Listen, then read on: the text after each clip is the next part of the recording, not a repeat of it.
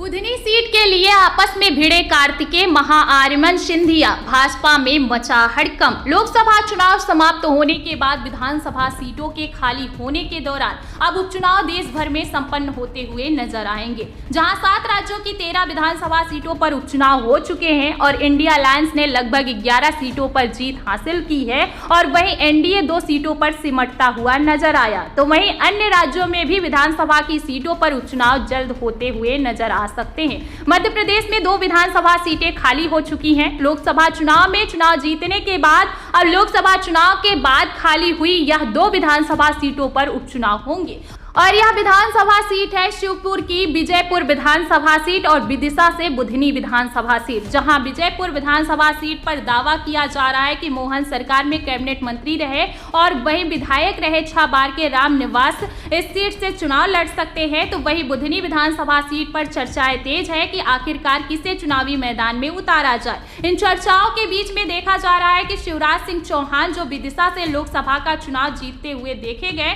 और मध्य प्रदेश के पूर्व मुख्यमंत्री हैं, अब कैबिनेट में उनको कृषि मंत्री का पद मिला हुआ है, केंद्र में जगह पा चुके हैं,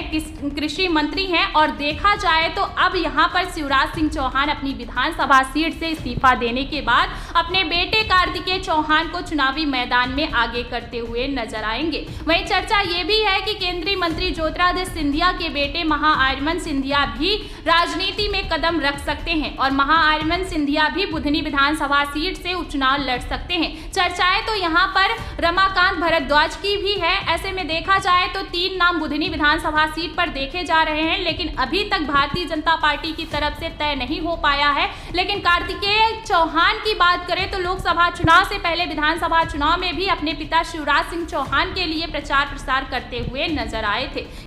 यहाँ तक कि यह कहते हुए दिखाई दिए थे कार्तिकेय चौहान की जनता से वादा मैंने किया था, अगर ये वादे पूरे नहीं होते तो मुझे अपनी सरकार के खिलाफ भी उतरना पड़े तो मैं उतरने से पीछे नहीं हटूंगा। तो वहीं कार्तिकेय चौहान को अब राजनीति में एक बड़ा मुकाम देने की कोशिश उनके पिता शिवराज सिंह चौहान के जरिए की जा रही है, लेकिन देखा जाए तो इस रेस में ज्योतिरादित्य सिंधिया के बेटे भी नजर आते हैं, क्योंकि लोकसभा चुनाव में ज्योतिरादित्य सिंधिया को जिताने के लिए महाआर्यमन सिंधिया ने भी प्रचार प्रसार किया और इसी आधार पर ज्योतिरादित्य सिंधिया चुनाव जीतते हुए नजर आए। अब देखना होगा कि आखिरकार बुधनी विधानसभा सीट पर उपचुनाव में भारतीय जनता पार्टी किसे प्रत्याशी के रूप में उतारेगी। इस पूरे मुद्दे को लेकर आप सभी की क्या राय है, कमेंट बॉक्स में अपनी राय जरूर दें।